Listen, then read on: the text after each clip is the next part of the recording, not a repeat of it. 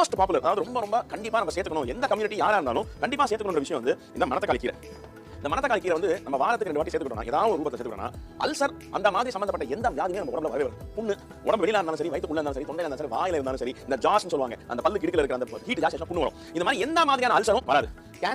ஹாய்மா, நேற்று வந்து ஒரு சகோதரி வந்து கேட்டாங்க, என்னன்னா வயிறு புண்ணா இருக்கு சிஸ்டர், அதுக்கு ஏதாவது சொல்லுங்க. உண்மையிலே நிஜமாலுமே சொல்றேன், வேற எதுவும் கூட நீ பண்ண வேணாம். இது நான் என்ன பண்ணிருக்கேன்னா, மணத்தக்காளி கீரைன்னு சொல்லுவாங்க, கோயம்புத்தூர் சைடுல சுப்படி கீரைன்னு சொல்லுவாங்க. அதை வந்து தண்ணி சாரா வச்சிருக்கோம். கழனி தண்ணியை கொதிக்க வச்சு, அரிசி கலரி தண்ணி 3 நாள் தண்ணி அந்த மாதிரி வச்சுக்கோங்க. கொதிக்க வச்சு கொஞ்சமா இந்த மாதிரி பருப்பு, துவரம் பருப்போ இல்ல பாசி பருப்போ எதையோ ஊற வச்சு அரவேக்கா எடுத்தான்.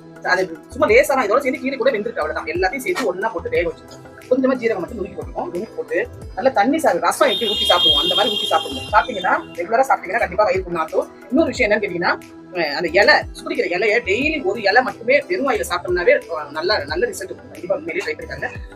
கொஞ்சம் கசக்கும் தான் வெறும் வாயில சாப்பிடுறது, ஆனால் அது தலைக்கும்.